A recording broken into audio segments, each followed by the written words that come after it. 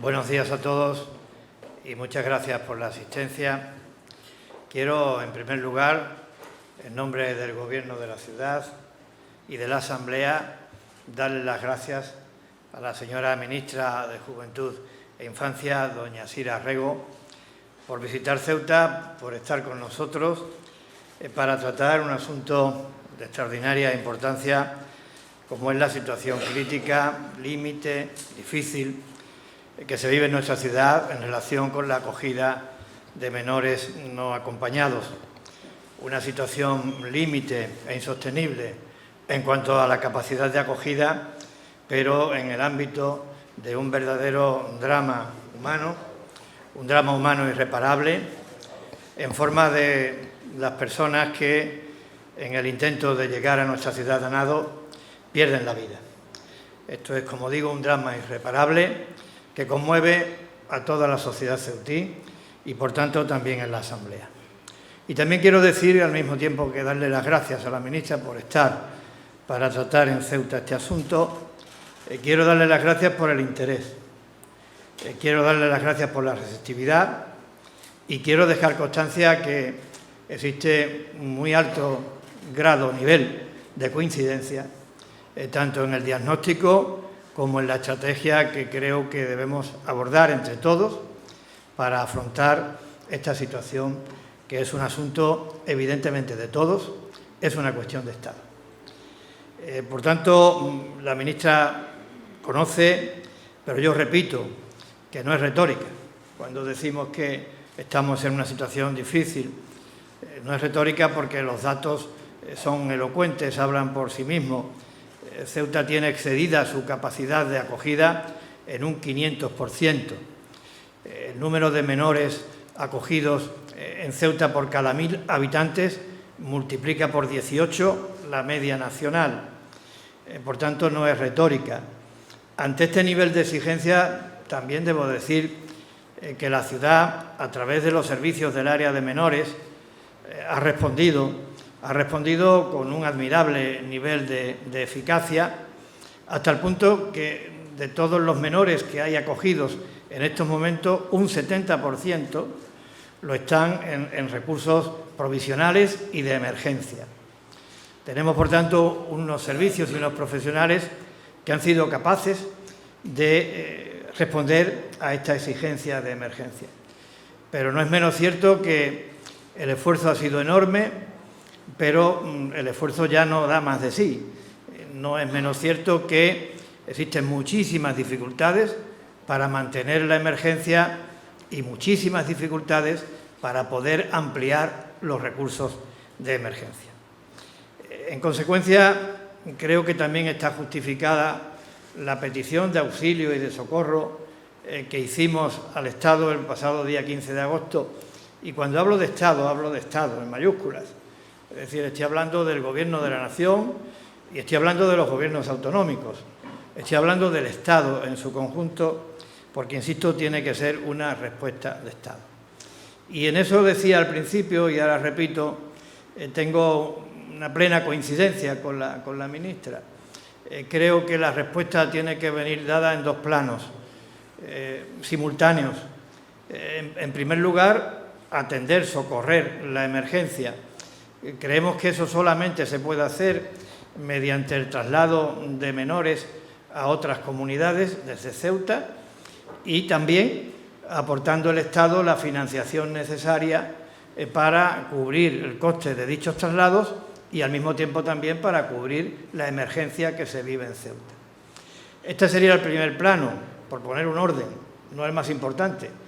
El segundo, que digo debe de abordarse de manera simultánea, es hacer un planteamiento de carácter estructural, estable, perdurable en el tiempo, no sometido a sobresaltos, en virtud del cual, cuando se produzca la sobresaturación en alguna o en algunas comunidades, este traslado a otras comunidades sea ágil y sea vinculante. Y en ese sentido, para configurar ese marco estructural de respuesta a un fenómeno que es de carácter estructural, pues habrá que tomar las decisiones necesarias en el ámbito legislativo en cuanto a las infraestructuras de acogida y en cuanto a la financiación. Por tanto, coincidencia total en el diagnóstico. Y lo que yo creo es que esta respuesta, tanto para abordar la emergencia como para configurar ese plan estructural, tiene que partir del acuerdo. Y, por tanto, con toda nuestra humildad, Ceuta es muy pequeña dentro del conjunto nacional, pero con toda nuestra humildad nosotros vamos a ser cómplices a favor del acuerdo.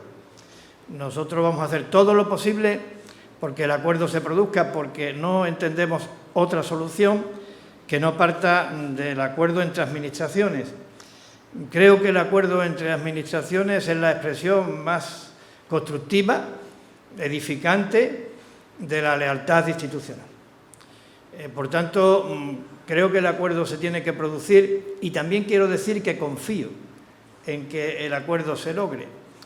Confío en que el acuerdo se logre y esto es tanto como decir que confío en que se entienda que las consecuencias de la permeabilidad de nuestra frontera, digo nuestra y digo de todos, porque esta es la frontera de Europa y África, de Europa y España, que está en África. Por tanto, es la frontera de todos. Pues que las consecuencias derivadas de la permeabilidad de nuestra frontera no recaigan sobre las débiles espaldas de una ciudad de apenas 20 kilómetros cuadrados, extrapeninsular, y que está, en cuanto a su estabilidad, sometida a unos condicionantes, riesgos y amenazas sin parangón en el resto de España, salvo el caso de Melilla.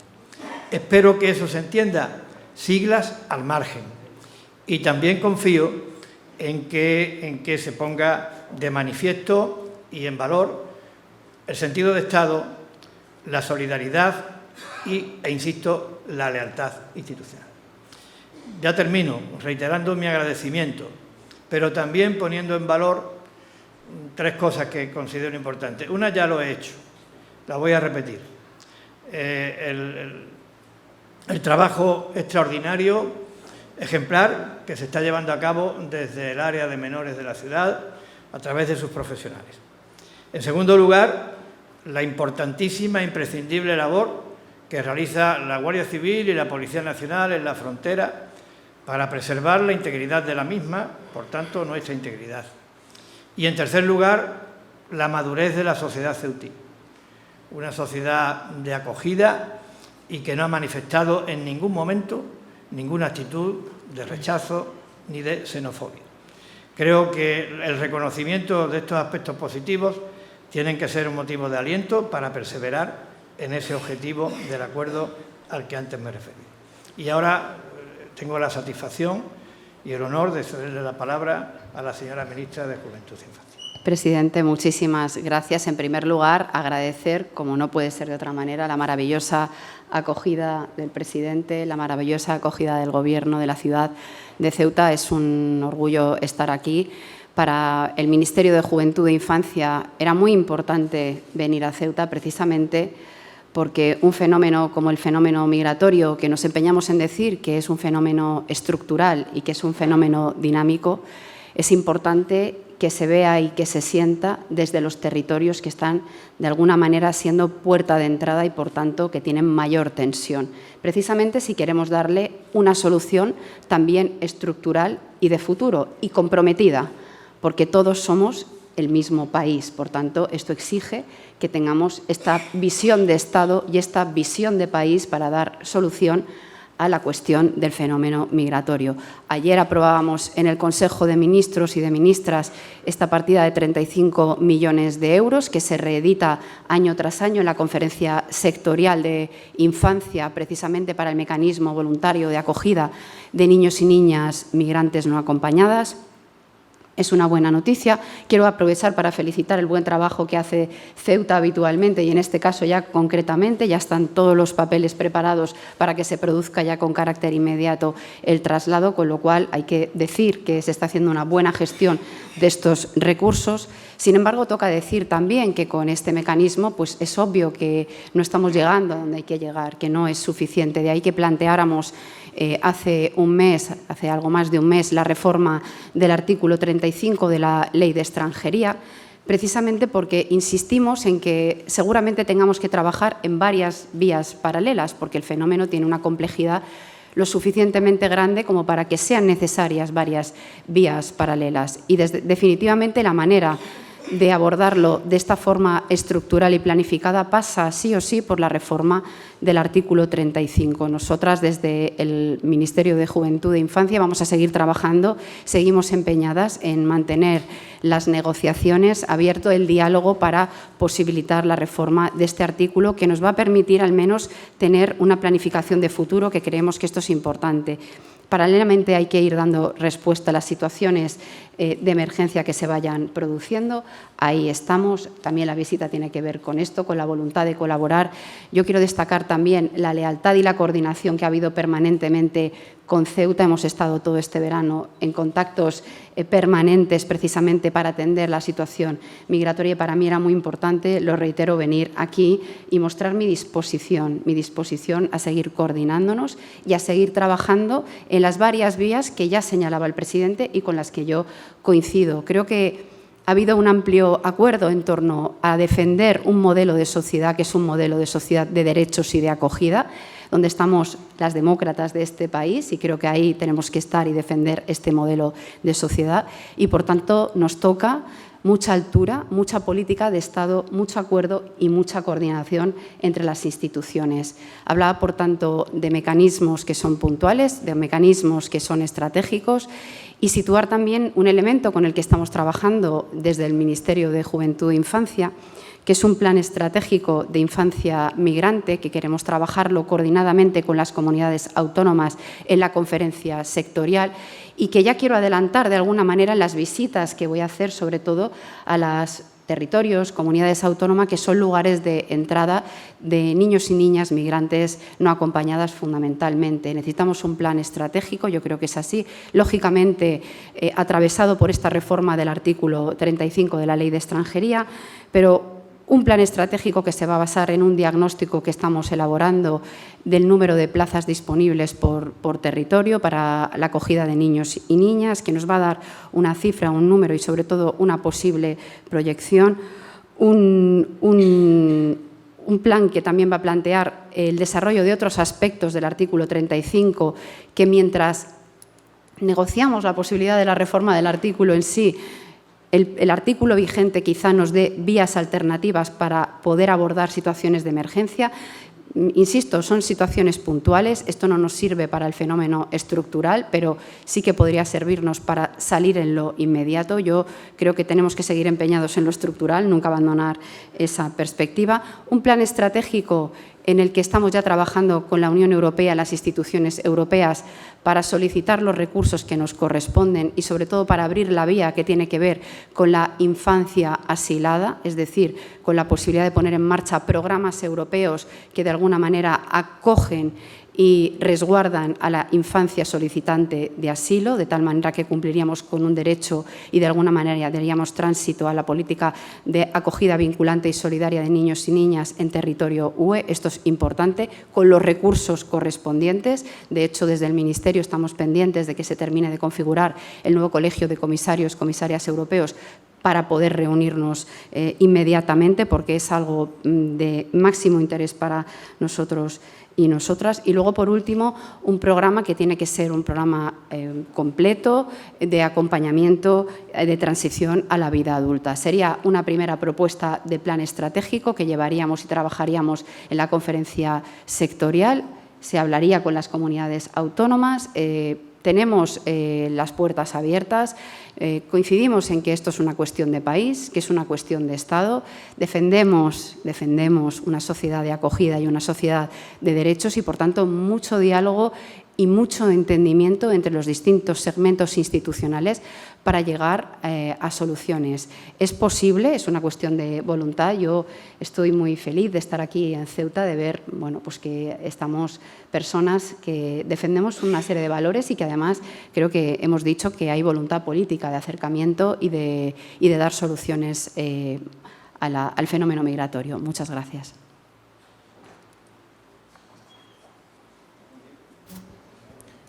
Hola, buenos días. Soy Javier Ronda de Canal Sur Radio. Le quería preguntar, presidente, a la Ministra, si han llegado a un acuerdo, además de la dotación económica que se aprobó ayer de forma y con carácter urgente, no solo para Ceuta, sino para Melilla y también para Canarias. Y desde el Gobierno, ¿en qué sentido se trabaja en la reforma del artículo 35 de la Ley de Extranjería que afecta al tema de los menores? ¿Nos puede avanzar la señora ministra algo en concreto? Y al presidente Vivas, si han llegado a algún acuerdo más, porque ese plan estratégico del que se habla todavía no se ha hecho y la situación de Ceuta es la que hay ahora mismo. No sé si este plan, cuando llegue, será un poco tarde o se va a empezar a trabajar para ver, por ejemplo, ese número de plazas que se necesita en la ciudad. Muchas gracias. Sí. Cuando hablamos de plan estratégico, lo que planteamos es varias vías a la vez. Evidentemente, hay una situación de urgencia que hay que atender. Ahí están los 35 millones que van a dar salida. Paralelamente, estamos estudiando la disponibilidad de plazas que hay en otros territorios, viendo desarrollo del artículo 35 en algunos aspectos que nos permitirían de manera inmediata planificar la acogida de niños y niñas en otros territorios del país sin abordar directamente la reforma del artículo 35, pero definitivamente seguimos intentando negociar y abriendo canales de comunicación con los grupos parlamentarios para tratar de ver si es posible la modificación del artículo 35. Yo estoy de acuerdo en una cuestión. Hay que mantener varias vías paralelas porque hay que resolver lo urgente y hay que resolver lo importante, y de esto se trata, y en esto estamos trabajando. Por tanto, los 35 millones de ayer son una de las vías. Otra de las vías es el desarrollo de aspectos concretos del 35 que nos pueden permitir de manera inmediata generar esta política de acogida en algunos territorios de la península. Y, por último, nuestra voluntad y nuestro trabajo durante todo el verano, hemos estado trabajando todo el verano en la posibilidad de desatascar la modificación del 35. Digamos que son tres ejes paralelos. Sí, yo coincido con lo que ha dicho la ministra y en mi exposición dije que se trataba de abordar esta petición de auxilio que Ceuta hacía desde dos planos y de manera simultánea. Y dije que el primero era atender la emergencia.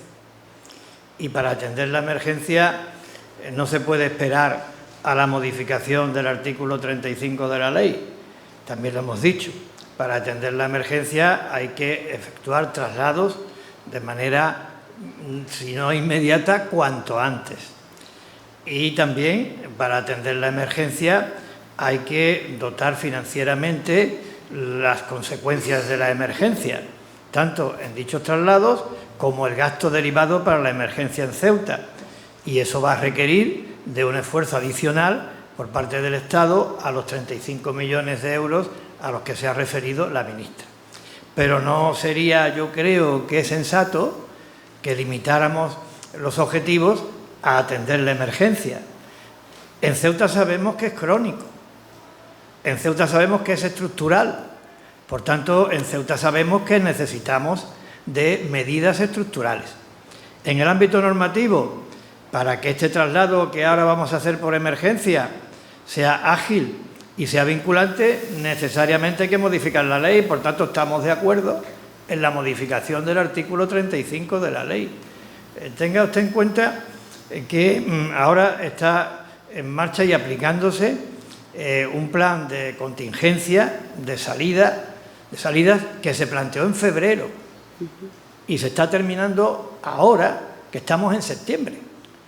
Y claro, esos procedimientos y esa cobertura legal no son eficaces para afrontar situaciones de sobreocupación. Por tanto, hace falta un plan estructural.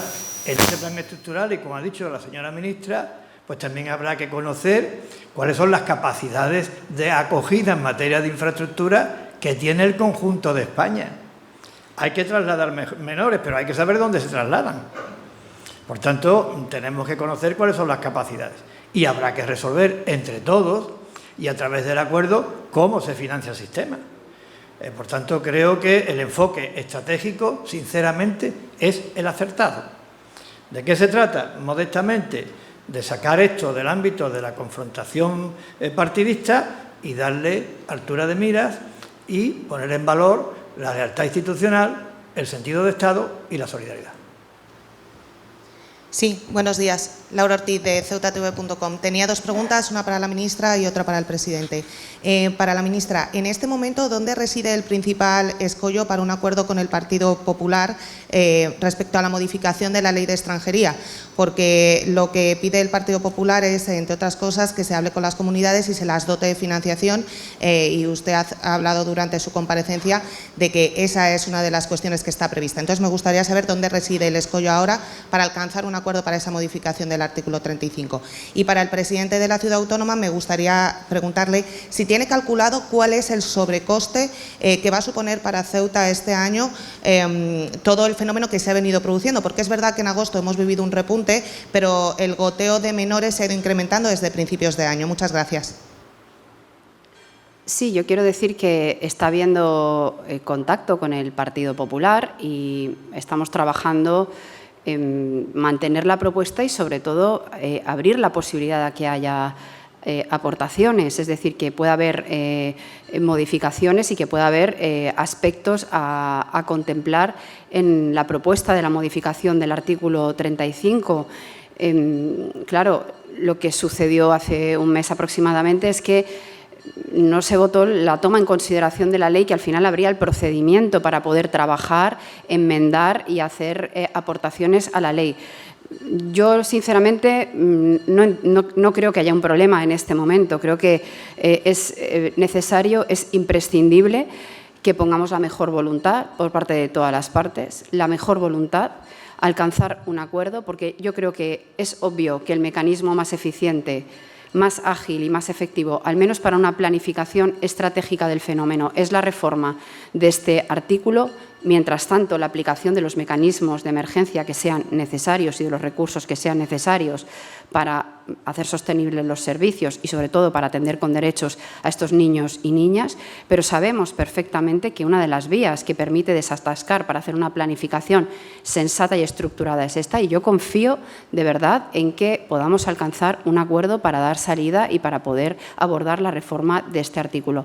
Nuestra máxima disposición, nuestra máxima voluntad. Nosotros llevamos todo el verano trabajando con esto y vamos a seguir con esta voluntad firme para poder llevar a cabo esta modificación del artículo 35. Sí, contestando a su pregunta, yo no tengo el dato acerca de cuál es el sobrecoste que ha significado para la ciudad. Los servicios están trabajando en determinar esta cifra de manera concreta. Sí le puedo decir, porque creo que esto es relevante, que con este acuerdo que se produjo ayer de situar en 5,3 millones de euros el apoyo a Ceuta, cuando al principio del ejercicio contábamos con 4,5, es decir, 800.000 euros más, sumado al remanente de crédito que teníamos para atender a la emergencia a 31 de agosto, hace que nosotros tengamos ahora mismo capacidades presupuestarias para cubrir las necesidades de la emergencia hasta la finalización del mes de septiembre. A partir de ahí, las capacidades presupuestarias se habrán agotado y los servicios, como digo, están estudiando, determinando cuál es la cantidad exacta que debe de suponer la emergencia en todas las herramientas que hay que abordar para afrontar la emergencia. Lo vamos a trabajar de manera conjunta con el Ministerio y daremos al servicio de la debida transparencia la cifra exacta de lo que se requiere en la ciudad para poder afrontar la emergencia, al menos hasta el próximo 31 de diciembre. Sí, que hay. Buenas tardes, Miguel Ángel Mendoza, de la cadena SER. Quisiera preguntarle a la ministra, precisamente por lo que acaba de señalar el presidente de la ciudad, ¿habría aporte económico extra si, llegado final de septiembre, no se hubiera conseguido un acuerdo para modificar la ley de extranjería como tal? Y me gustaría saber, por parte de la ministra, cuál es el tiempo que se da para alcanzar ese acuerdo, teniendo en cuenta que territorios como Ceuta o Canarias reclaman con urgencia que esto se solucione. La verdad es que yo el plazo que me doy es hace un mes, pero en cualquier caso cuanto antes. Estamos trabajando, como comentaba hace un momento, sin descanso, porque el tema tiene una importancia extraordinaria. Pero paralelamente trabajamos en otros frentes. ¿Por qué digo esto? Y vuelvo a insistir en que son varias vías. La modificación del artículo 35 nos permite replantearnos el cómo abordamos el fenómeno migratorio, asumiendo que es dinámico, es decir, que no es constante, y asumiendo que es estructural, que va a existir, porque la humanidad, el hecho de la humanidad tiene que ver con los procesos migratorios, como una cuestión casi consustancial. Por tanto, esto va a seguir existiendo. Lo que planteamos es adaptar la ley a un fenómeno que se ha intensificado y que de alguna manera nos permita hacer un planteamiento de futuro con previsión, para que no tensionemos los sistemas de acogida, para que los dotemos presupuestariamente y financieramente. Y esto requiere la modificación de la ley, precisamente por la complejidad que tenemos en la distribución de competencias y precisamente porque son las comunidades autónomas las que tienen la competencia de la tutela de los niños y niñas en situación de desamparo. Y esto genera un pequeño problema a la hora de generar una política de acogida distribuida por el territorio. Esta es la salvedad que se plantea modificar en el artículo 35 para llegar a una planificación que permita, con unos criterios acordados en la conferencia sectorial por parte de todas las comunidades autónomas, establecer un marco en el que de manera automática, cuando lleguen niños y niñas no acompañados, se puedan acoger de forma solidaria y vinculante por todo el territorio. Entendemos que esto es un mecanismo sensato, equilibrado, de futuro, que requiere de financiación. Porque la primera parte de la pregunta tenía que ver con el mecanismo de financiación. Desde el principio del debate de la reforma del artículo 35, desde el Gobierno hemos mostrado, por supuesto, nuestra voluntad de hacernos cargo de estudiar la cuestión de la financiación. Yo entiendo que es un tema sensible para las comunidades autónomas, lo entiendo, por supuesto, pero precisamente de eso se trata, de evaluar, de diagnosticar, de dotar y de ver cuáles son los márgenes para la financiación. Pero esto es un aspecto también que el Gobierno ya adelantó que había voluntad y que había voluntad de trabajar. Por tanto, yo creo que insistir en esta idea, si hay voluntad política por todas las partes, yo creo que podemos llegar a una solución estructural y paralelamente, lógicamente, el despliegue de una solución puntual de emergencia, porque también hay que verla. De ahí, vuelvo a tirar del hilo de estos aspectos del artículo 35, que hay algunos aspectos que estamos evaluando jurídicamente porque nos permitirían plantear un mecanismo de respuesta urgente para este momento. Muchas gracias a todos. Gracias. Buen día.